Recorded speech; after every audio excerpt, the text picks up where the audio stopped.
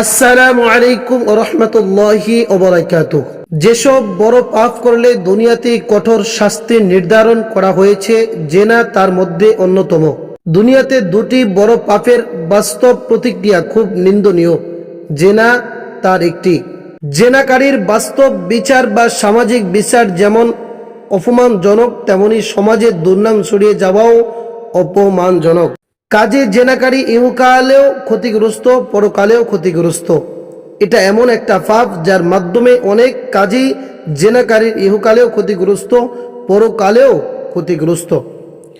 এটা এমন একটা পাপ যার মাধ্যমে অনেক, যেমন চোখ, হাত, পা, কান, মুখ, অন্তর ও লজ্জাস্থান, এগুলির দ্বারা মানুষ জেনার মতো জঘন্য পাপ করে থাকে। আল্লাহ তাআলা পবিত্র কোরআনে বলেন, ওয়ালা তাকরাবুজ যানা ইন্নাহু কানা ফাহিশা। অর্থ, তোমরা জেনার নিকটবর্তী হইও না, এটা অশ্লীল ও নিকৃষ্ট পদ। সূরা বনী ইসরাঈল আয়াত নাম্বার 32।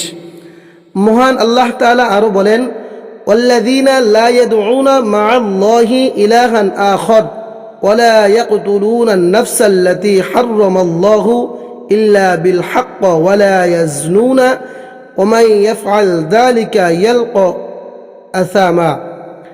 অর্থ, তারা আল্লাহর সঙ্গে অন্য কোনো মাবুদকে ডাকে না, শরীয়ত সম্মত কারণ ব্যতীত কাউকে হত্যা করো না এবং জেনা করো না।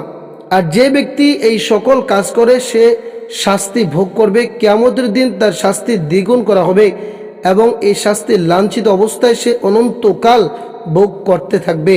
সূরা ফুরকান আয়াত নাম্বার 68। আল্লাহ তাআলা আরো বলেন, জেনাকারী নারী পুরুষ প্রত্যেককে 100 বেত্রাঘাত করো।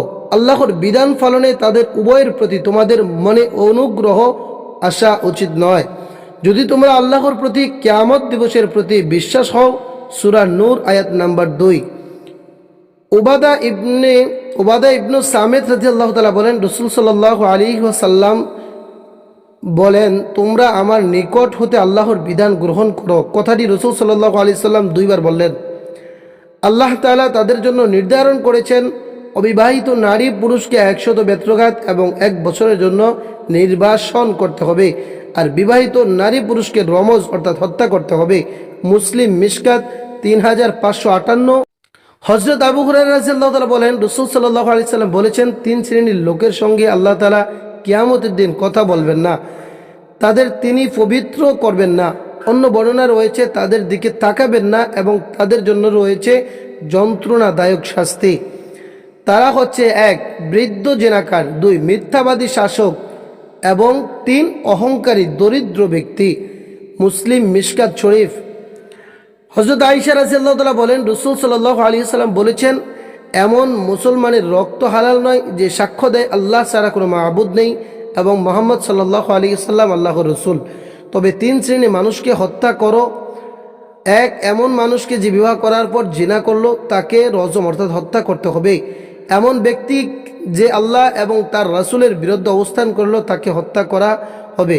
না হয় শুলি দেওয়া হবে, না হয় জমিন হতে বিদায় করে দেওয়া হবে। 3 এমন ব্যক্তি যে কাউকে হত্যা করলো, তাকে হত্যা করা হবে। আবু হুরায়রা রাদিয়াল্লাহু বলেন, নবী করিম সাল্লাল্লাহু আলাইহি ওয়াসাল্লাম বলেছেন, আদম সন্তানের উপর জেনার একটি অংশ লেখা হয়েছে, সে তা পাবে। মানুষের 2 চোখের জেনা দেখা, দোকানের জেনা শোনা, জিহ্বা জেনা, কথা বলা, হাতের জেনা স্পর্শ করা, পায়ের জেনা, জিনার পথে চলা, অন্তরে জেনা হচ্ছে আকাঙ্ক্ষা করা। লজ্জাস্থান তার সত্য মিথ্যা প্রমাণ করে। মুসলিম